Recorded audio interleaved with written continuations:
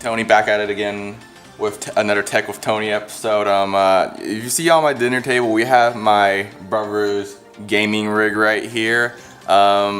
If you're wondering why it's really torn apart like this, is actually because I've been meaning to do some stuff with it that I've not been kind of procrastinating about for like the past year probably, admittedly. You know, there's some things that I kind of really want to do would be, like, for an example would be more cable management, maybe add a few more fans for it to stay cooler, because I know that he is a huge gamer and has that computer on like 24/7. I do not want that thing to burn or anything like that.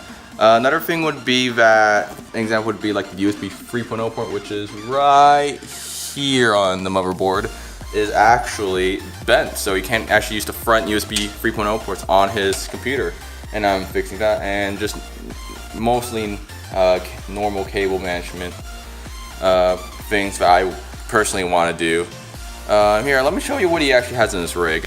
For his PC, he has actually my old my old GTX 970. It's a blower design, which, you know, for this case right here, I don't really think it's needed for it to be a blower design. You know, only blower designs are really mostly useful for small form factor cases, but regardless, it still gives them good performance. Here's this Wi-Fi card that I have. Sadly, no Ethernet, because I don't really want to run a 20-foot Ethernet cable underneath my house. This motherboard right here, you see the little broken little BCI. It still works though, surprisingly. But I actually got this motherboard for free from my friend Miles, that you see in the the previous videos and whatnot about the used PC parts on. He gave me this thing for free because it was broken. Surprisingly, but it's actually, the thing was just the pins were bent, and some of the other pins that were bent around here were also broken, which I fixed except the USB 3.0 port. He has it's a really good motherboard, honestly. Like, even like the best thing about it personally is the back has like the little metal protection on it, which, as any computer enthusiast knows, that trying to grab a motherboard and having all those pokey bits pick you at the back is quite painful. We're using a stock CPU cooler because, honestly, this is a CPU is not overclockable. It's the 4690S, as seen in the first used PC parts hunt video, and is actually in his rig, and 8 gigabytes of RAM.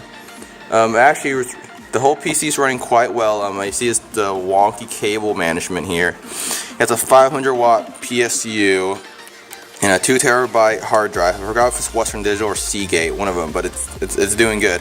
And he actually has my old case right here. My original PC case that I first built was this Thermaltake case. I forgot the model number, but I'll put it in the description if you're interested. It's not a bad case, but I kind of wish the graphics card lengths were a bit more supported. Like, an example, like this 970 here is pretty standard and it fits just fine, but if it's like any larger, triple slot triple PCI slot band, thing, it's a bit more tightly packed. I have to remove these things, a big pain in the butt. But here, I'm gonna take you on my journey to try to fix this computer. The USB 3.0 port right there has a few slightly bent pins in there, which pretty much stop it from using the 3.0 port on the case, and I'm gonna try to re-bend these things so that they actually work.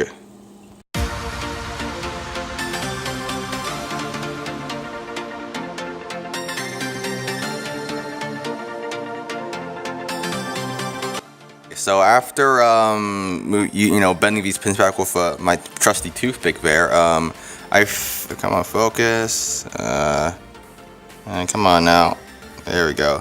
And after all, it's a bit more bent, but I'm actually going to get the USB 3.0 connector right there and plug in just to see if it works and see if I need any more adjusting.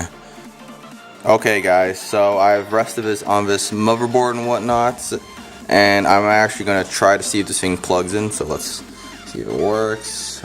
How can I do this while angling the camera? I only got one hand here. My cameraman's at his friend's. Come on, let's plug you in. I'm sorry, it's all blurry. Come on. Oh, will it fit? Oh yeah, it fits just fine. Yeah, and so I think that's a nice complete repair. Hopefully the port on here actually isn't dead or anything, because that would honestly be kind of a waste of time for me. But now it is time for me to, come on, focus, there we go. And now it's time for me to put all the stuff back inside this rig and do a little bit of cable management.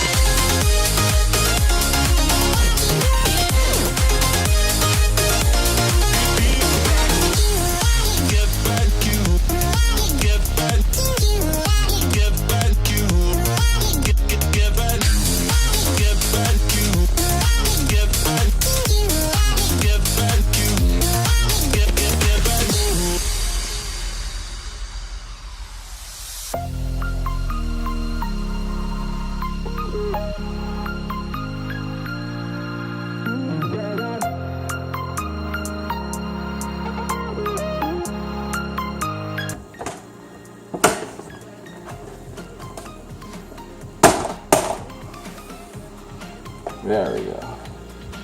Certain viewers might have noticed that, hey Tony, you didn't plug in the system panel connectors. Well, I actually printed them out because I don't actually have the manual for this motherboard, because again, I got it used.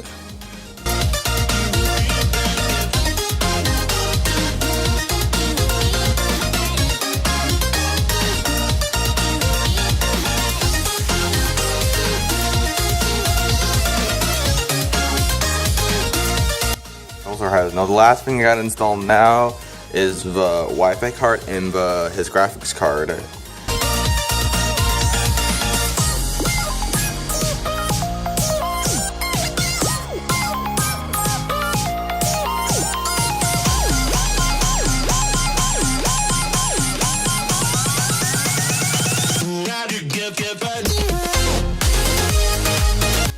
Okay, now that I'm fully complete, let me just tell you guys what I've done.